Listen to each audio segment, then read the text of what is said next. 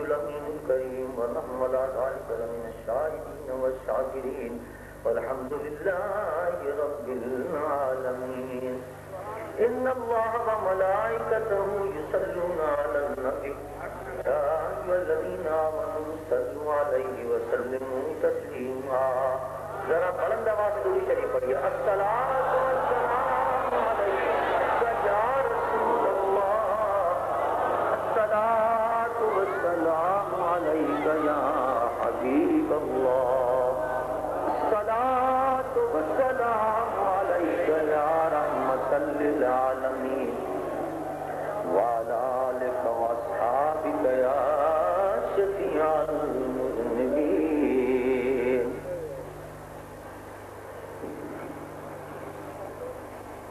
حمد و صلاۃ کے بعد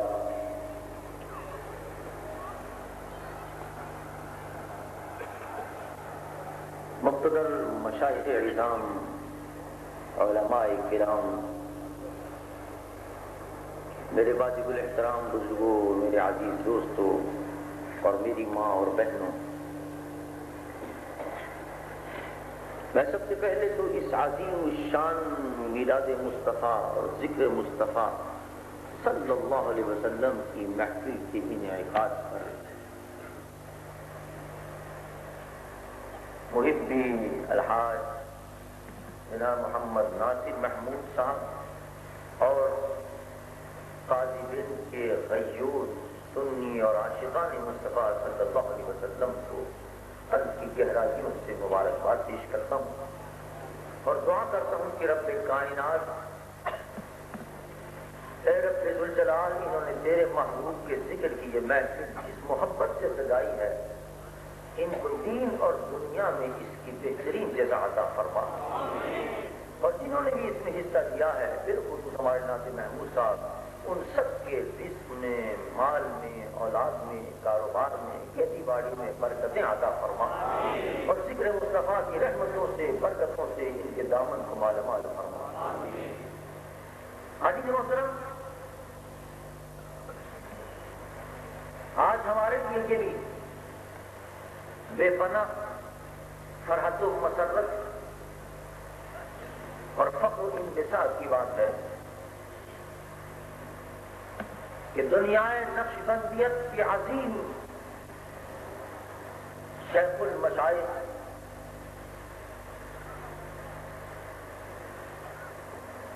اور میدان تصوف کی عظیم شہسوار، آسمان ولایت کی عظیم چمکتے ہوئے آفتاب و مہتاب،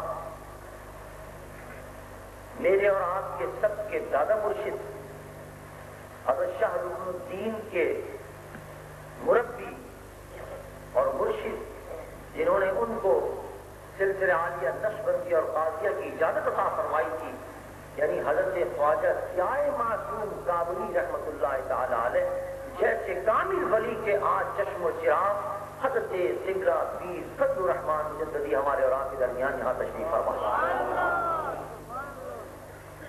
جو اپنے وقت کے خود بھی ایک بہترین اور بہت ہی زبردست صوفی بزرگ ہیں اور بہت بڑے شیخ طریقت ہیں، اور عالم اسلام کو اور پوری دنیا کو اپنی روحانیت سے منور فرما رہے ہیں.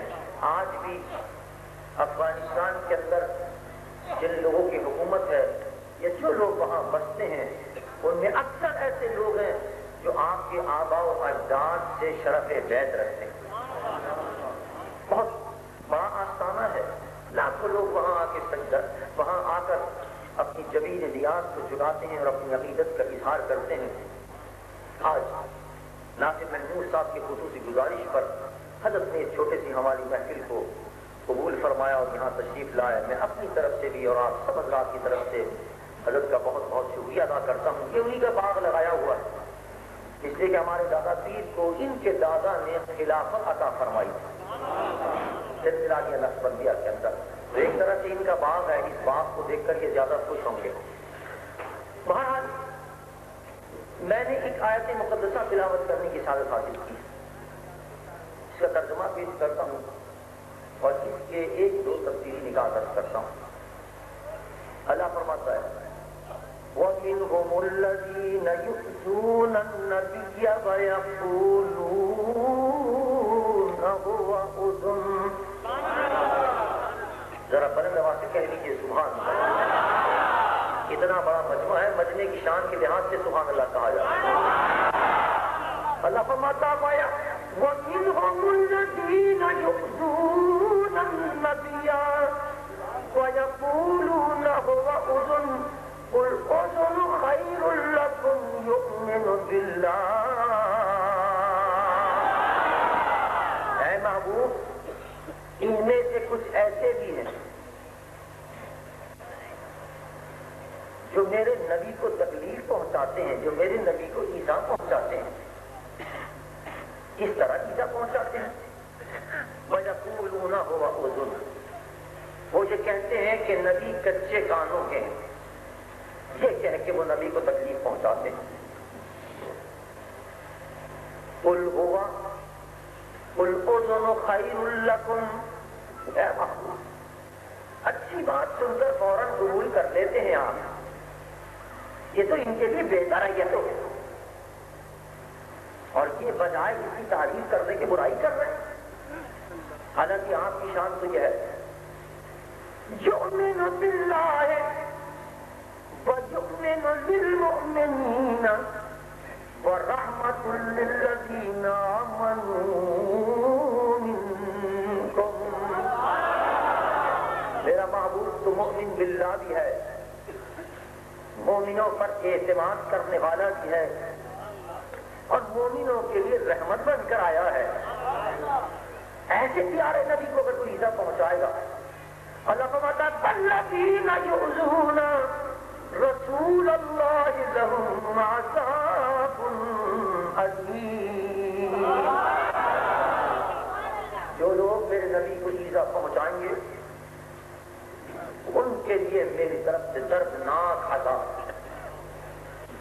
یہ اس آیت مقدسہ کا ترجمہ تھا جو میں نے آپ حضرات کے سامنے پیش کیا، لیکن مفہوم آپ کے سمجھ میں نہیں آیا ہوگا کہ مطلب کیا ہے.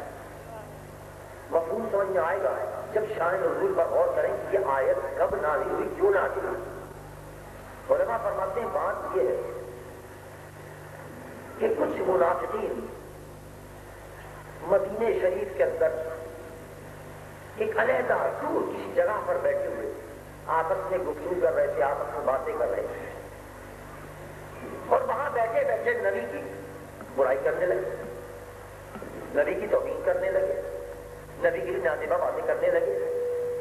اس میں سے ایک آدمی نے کہا ارے میاں سمجھ کر بولو، کہیں ایسا نہ ہو کوئی جا کے بتا دے نبی کو، تو بہت برا ہوگا اگر ان کو پتا چل گیا تو دوسرے منافق نے کہا میاں وہ تو بڑے کچے کانوں کے ہیں، ان کو جا کے ہم کہہ دیں گے صاحب ہم نے تو کیا نہیں ہے، سب ایسے کسی نے جھوٹ لگایا وہ مان لیں گے ہماری بات، ان کو تو جو کہہ دے وہ بات مان لیتے، زیادہ فکر کرنے کی ضرورت نہیں، ہم کہہ دیں گے ہم نے کچھ نہیں کیا.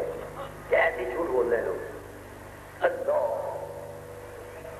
وہاں بیٹھ کر یہ باتیں کر رہے ہیں، اور ادھر رب نے فوراً جبرائیل کو کہا کہ جاؤ یہ آیت میرے محبوب کے پاس لے کر جاؤ. جبرائیل فوراً یہ آیت مقدسہ لے کر حضور سرور دو جہاں کی خدمت اقدس میں حاضر ہوتے ہیں، اور اللہ کیا فرماتا ہے؟ اللہ فرماتا ہے وَمِنْهُمُ الَّذِينَ يُؤْذُونَ النَّبِيَّ.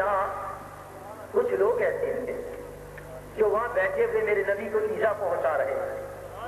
کیسے ایذا پہنچا رہے تھے؟ وَيَقُولُونَ هُوَ أُذُنٌ، یہ کہہ رہے تھے کہ نبی کچے کانوں کے. وہ یہ کہا تھا نا انہوں نے آپس میں. اب اللہ فرماتا ہے کہ دیکھو میرے نبی کو وہ ایذا پہنچا رہے تھے ایسی باتیں کر کے. اب یہاں جو بڑی اہم بات ہے جس کی آپ کی توجہ جس طرح مبذول کرنا چاہتا ہوں، دیکھیے حضور مسجد نبوی میں تشریف فرما تھا، اور وہ لوگ اپنے گھر میں بیٹھے ہوئے تھے دور میلوں کے فاصلے پر، وہاں بیٹھ کر کے گفتگو کر رہے تھے. وہ ٹیلی فون بھی نہیں تھا اس زمانے میں، کوئی موبائل لیب بھی نہیں تھا اس زمانے میں کہ ان کی بات یہاں تک آ جاتی اور کوئی سن لیتا. کوئی دوسرا آدمی بھی نہیں بیٹھا ہوا تھا، کوئی پکا مسلمان جو آ کے فوراً نبی کو خبر بھی دے دے آپس میں باتیں کر رہے تھے. کسی نے نبی کو بتایا بھی نہیں. اور اللہ کیا فرمایا ہے قرآن میں کہ تم یہ جو کہہ رہے تھے نبی کے کچے کان ہیں، نبی کچے کان والے ہیں، اللہ فرما رہا ہے تم نبی کو ایذا پہنچا رہے تھے. ایذا تو اس کو ہوتی ہے نا, اب یہ بات سمجھنے کی ہے, لیکن ایذا تو اس وقت ہوگی جب وہ سنے گا. اب آپ میری برائی کریں, اگر میں سنوں گا نہیں تو مجھے ایذا کیا پہنچے گی؟ مجھے تو تکلیف اس وقت ہوگی نا جب میں آپ کی بات سنوں گا. اب آپ کچھ بھی کہتے رہے, اگر مجھے پتہ ہی نہیں ہے آپ کی بات کا کہ آپ کیا کہہ رہے ہیں, تو مجھے کوئی تکلیف نہیں ہوگی, مجھے کوئی ایذا نہیں ہوگی. مجھے ایذا کب ہوگی؟ جب مجھے آپ کی بات کا پتہ چل جائے گا, جب میں آپ کی بات کو سنوں گا. ارے پتہ یہ چلا کہ وہاں منافقین بیٹھ کر نبی کی باتیں کر رہے تھے اور سب فرماتا ہے میرا نبی وہاں سن کر نبی کو ایذا ہو رہی تھی. پتہ یہ چلا کائنات میں کوئی کہیں بیٹھ کر باتیں کرے, کوئی کام کرے, مصطفیٰ مدینے میں بیٹھ کر اس کو سن لیا کرتے.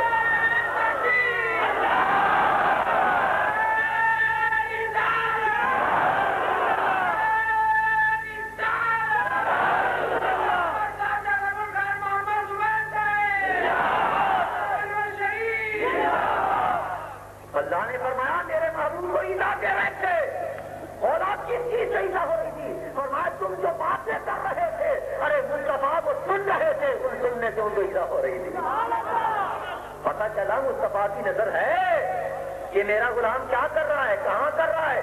اور اس وقت کی بات نہیں, ہو سکتا ہے کوئی صاحب یہ سمجھے کہ نہیں یہ تو اس زمانے کی بات تھی کہ نبی اس زمانے کے اندر دیکھ رہے تھے, سن رہے تھے, سمجھ رہے تھے, لیکن اب نہیں دیکھ رہے. لیکن نہیں, قرآن میں اللہ نے اس مقام پر فرمایا, قربان جاؤ اللہ فرمایا, اللہ نے فرمایا لقد جاءكم رسول من انفسكم عزيز عليه ما عنتم حريص عليكم بالمؤمنين رؤوف رحيم.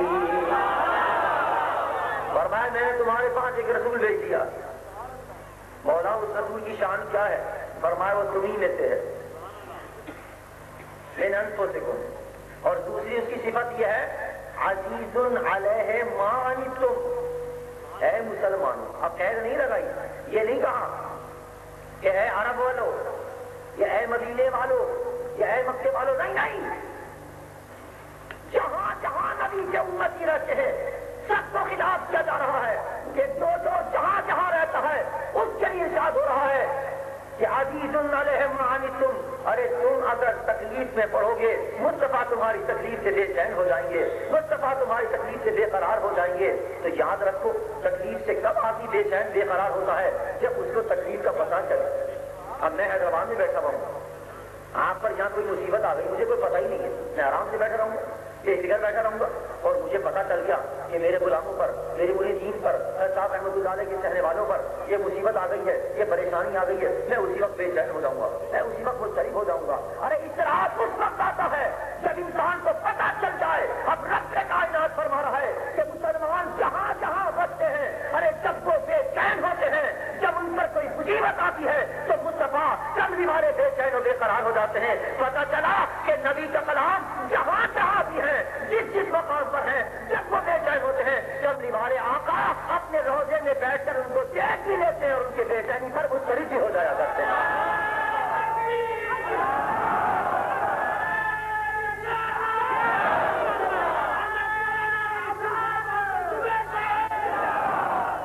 اور خدا کی قسم یہ تو میرے نبی کی شان ہے, نبی کا تو بڑا مقام ہے. اسی لیے تو ہمارا عقیدہ ہے کہ آج ہم یہاں بیٹھ کر شادی ایونٹ کے اندر اپنے آقا کا ذکر منانے جمع ہوئے ہیں, اپنے محبوب کا ذکر کرنے جمع ہوئے ہیں. ابھی بجلی آ رہی تھی 3-4 بار میں نے اپنے آقا کو پکارا, یا رسول اللہ کرم فرمائیے, یہ آپ کی محفل سجائی ہے ناطق محمود نے, شادی ایونٹ والوں نے, آپ کے ذکر کی محفل ہے, کرم فرمائیے. ادھر کہا اور ادھر بجلی آ گئی.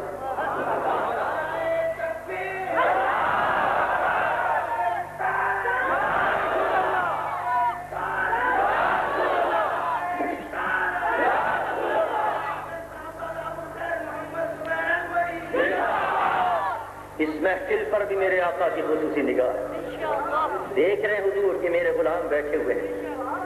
اسی لیے ہم کہتے ہیں کہ فریاد امت کی جو کرے حال زار میں.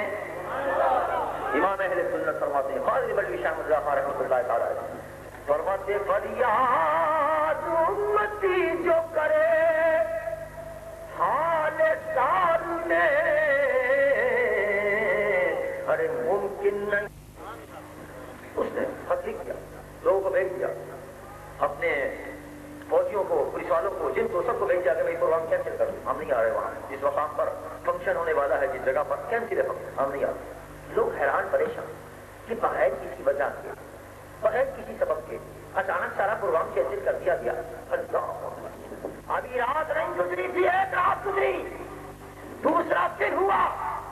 جس دن یہ پروگرام ہونا تھا، جس ٹائم پر یہ پروگرام ہونا تھا، جس جگہ پر یہ پروگرام ہونا تھا، اس جگہ کی چھت اسی وقت، جس جگہ پر جس وقت یہ پروگرام ہونا تھا، اس کی چھت اس وقت وہاں گر پڑی.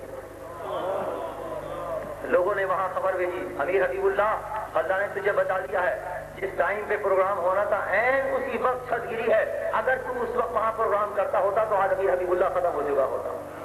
اندازہ تو کیجیے اللہ کی بندیوں کو کیا نگاہ اللہ نے عطا کی ہے. اپنے غلاموں پر نگاہ رکھتے ہیں، ان کے حالات پر نگاہ رکھتے ہیں کہ کون سے حالات صحیح ہیں، کون سے حالات غلط ہیں، کیا صحیح رہے گا، کیا غلط رہے گا، ان کی رہنمائی کرتے ہیں، رہنمائی فرماتے ہیں. اسی طرح ایک واقعہ اور بھی مشہور ہے. حضرت شام آغا فروخ آپ کے ایک رشتے داروں میں بھی تھے، بڑے عقیدت مند بھی تھے، بڑے محبت کرنے والے بھی تھے. ایک نے بڑی مذاق کیا ان سے اور ایک سرکش گھوڑے کے اوپر ان کو سوار کرا دیا. حضرت آغا فروخ رحمۃ اللہ تعالی علیہ، اب وہ گھوڑا سر پر دوڑ رہا اور یہ ایسے ماہر شہ سوار نہیں تھے، گر رہے ہیں، پڑ رہے ہیں، بڑے پریشان. خیر کچھ دور جا کے دیکھا کہ وہ گھوڑا خود بخود رک گیا. اب سرکش گھوڑا خود بخود رک گیا. بہرحال آپ وہاں سے اترے اور اتر کے جیسے ہی گھر آئے، ابھی گھر میں کوئی نہیں آیا جس نے آگے یہ بتایا ہو، جیسے ہی آغا شاہ فروخ گھر آئے، حضرت خواجہ جائے معصوم رحمۃ اللہ علیہ مسکرا دیا. فرمائے میاں آج تو تمہارے دوستوں نے تمہیں مارنے میں کوئی کسر نہیں چھوڑی تھی، لیکن اللہ کا کرم ہے کہ اللہ نے تمہیں بچا دیا. لیکن نگاہ کرم بھی ہے، نگاہ کرم بھی فرما رہے ہیں، مدد بھی فرما رہے ہیں، تذکیر بھی فرما رہے ہیں. ارے جب اللہ کے بندوں کی یہ شان ہے جو نبی کا دل سے نام لیتے ہیں، جو نبی کا اس دل کے اندر رکھتے ہیں، وہ اپنے مریضوں کو دیکھ بھی لیتے ہیں، اس کی فریاد پر پہنچ بھی جاتے ہیں، ان کی مدد بھی فرما دیتے ہیں. تو پھر اندازہ کرو میرے نبی کا کیا عالم ہوگا جو ساری کائنات کا امام بن کر آیا ہے. ارے ماننا پڑے گا جب نبی کا غلام یا رسول اللہ کہہ کر نبی کو پکارے گا، مصطفیٰ اس کی وہی مدد کرے گا.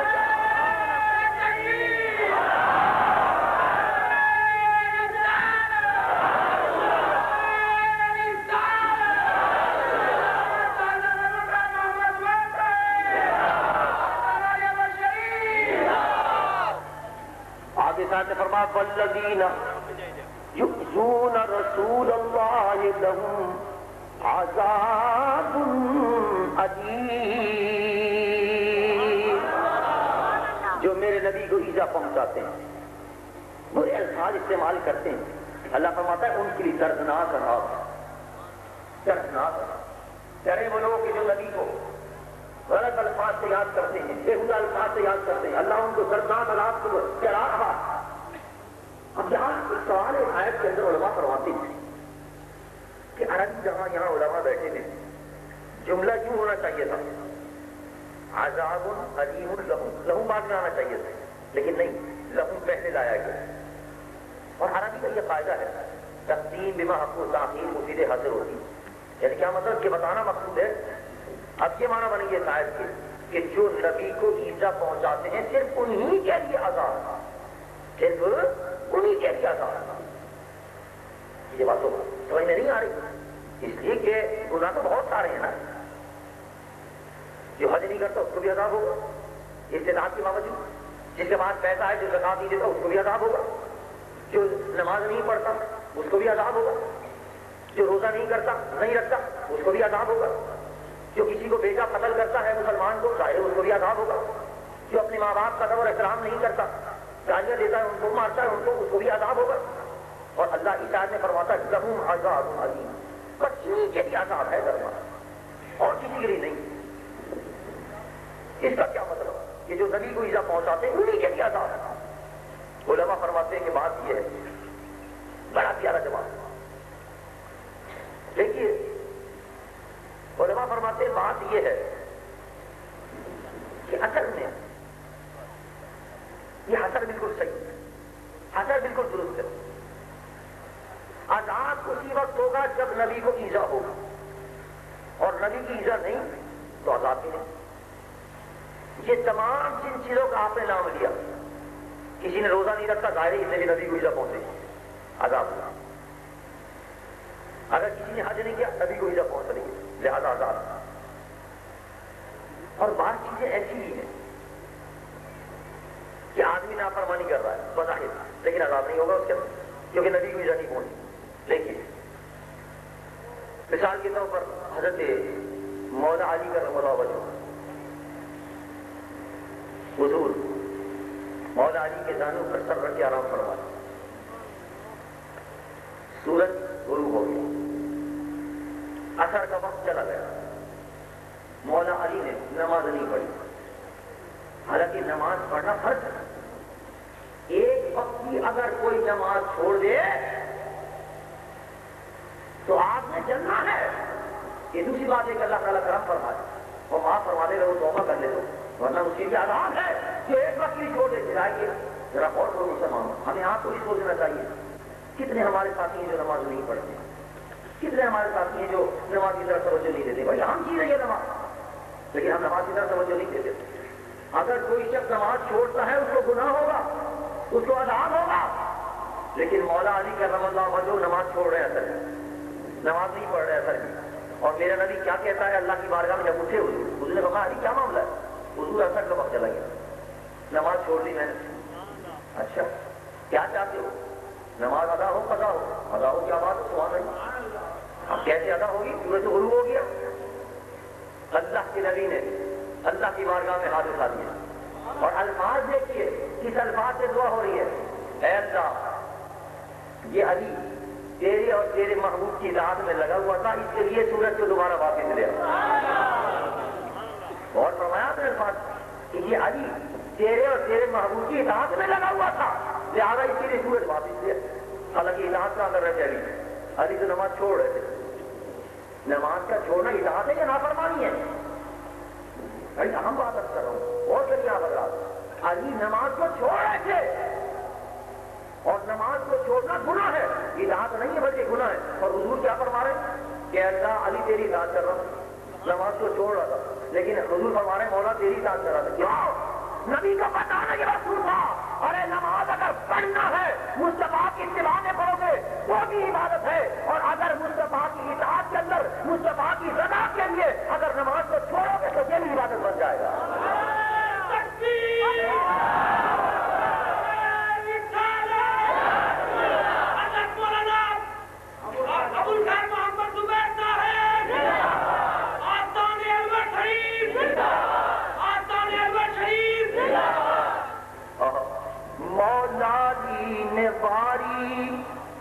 تیری نیند پر نماز، مولا علی نے باری تیری نیند پر نماز، اور وہ بھی عدل سب سے جو اعلیٰ قدر کی ہے،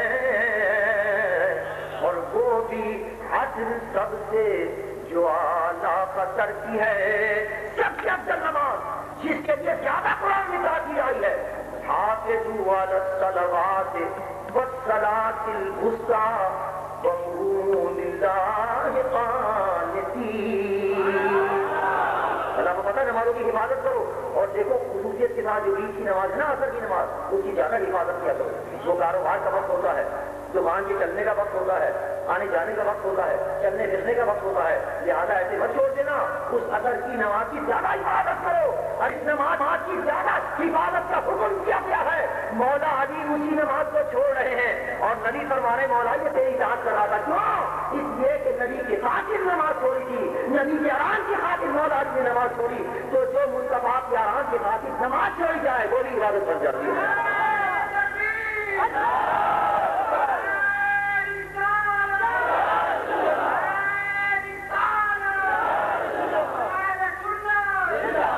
پتا چلا اصل چیز اتباع مصطفیٰ ہے. اصل چیز کیا ہے؟ اتباع مصطفیٰ ہے. اور خدا کی قسم جو نبی کی رضا چاہتے ہیں اور جو ہر کام نبی کی رضا کے لیے کرتے ہیں، یوں سمجھو دین و دنیا کی ساری دولتیں اللہ نے ان کو عطا فرما. بڑی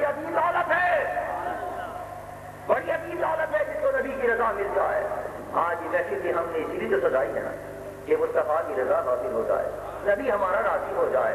ہم حضور کی محفل سجا کے بیٹھے ہوئے ہیں تاکہ ہمارے آقا راضی ہو جائیں. انشاءاللہ جنہوں نے بھی خلوص سے کہ محفل سجائی ہے مصطفیٰ ان سے راضی ہو جائیں گے انشاءاللہ، اور نبی راضی ہو جائیں. نبی کی شان تو یہ ہے ہم اور آپ کیا رضا چاہیں گے، مصطفیٰ کی رضا تو خود خدا چاہ رہا ہے. اللہ فرماتا ہے فَلَنُوَلِّيَنَّكَ قِبْلَةً تَرْضَاهَا. حضور کی آرزو تھی، حضور کی خواہش تھی کہ خانہ کعبہ جو ہے یہ قبلہ بن جائے. پہلے سب لوگ بیت المقدس کی طرف منہ کر کے نماز ادا کیا کرتے تھے. میرے آقا سرور کون و مکان صلی اللہ علیہ وسلم کی آرزو تھی کہ میرے جد امجد حضرت ابراہیم نے یہ خانہ کعبہ بنایا ہے، یہ قبلہ بن جائے. لیکن زبان سے حضور نے کچھ نہیں فرمایا، بس یوں بار بار نگاہ اٹھا کر آسمان کی طرف دیکھتے تھے کہ شاید کوئی وحی اس بارے میں نازل ہو جائے، شاید یہ کوئی وحی اس بارے میں نازل ہو جائے. اللہ کو اپنے محبوب کا یہ دیکھنا اتنا پسند آیا کہ قرآن نے اس کا ذکر کر دیا.